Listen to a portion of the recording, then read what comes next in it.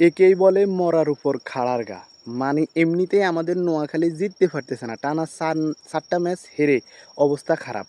আসছে 5 number match খেলতে, তাও আবার ঢাকার সাথে, সেখানে আইসা মাত্র 130 রান করছে।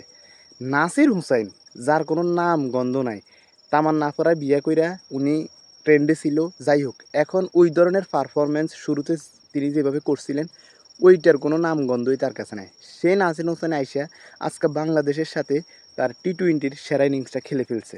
25 বলে 50 করছে, 50 বলে 90 রান। মানে বুঝতে পারতেছেন, 130 রানের টার্গেট সে একাই খেলে দিছে। এই যে একে বলে, ওই যে গ্রাম অঞ্চলে একটা কথা আছে না, মরার উপর ঠাডার গা, এটাই হচ্ছে সেটা। নাসির হোসেনের আজকের এই ইনিংস দেখে আমার সরাসরি এই কথাটা মনে চলে আসছে যে আমরা তো এমনিই পারতেছি না, তার উপর নাসির হোসেনের মতো একজন প্লেয়ার আইসা এই সময় আইসা আমাদেরকে এইভাবে খেলে দিছে। মানে কি একটা অবস্থা, কি ধরনের ফিটানটা সে আমাদেরকে ফিটাইছে, আহারে অবস্থা। নোয়াখালীর মান সম্মান নিয়ে টানাটানি যত দ্রুত সম্ভব কোচ এবং প্লেয়ারদেরকে নিয়ে বসা উচিত টিম ম্যানেজমেন্টের। কীভাবে জিতবে সেটা জানি না, তবে জিততে হবে, এটাই হচ্ছে আসল কথা। এখনও যে ম্যাচগুলো আছে, অন্তত 4-5টা ম্যাচ আমাদেরকে জিতে এই বিপিএল থেকে বিদায় নিতে হবে। কেননা প্রথমবারের বিপিএল হিসেবে আমরা সাপোর্ট দিয়ে গেলাম এবং আপনাদের সমালোচনা না করে আমরা পাশে আছি যেন আগামীতে তারা ভালো খেলতে পারে। ধন্যবাদ।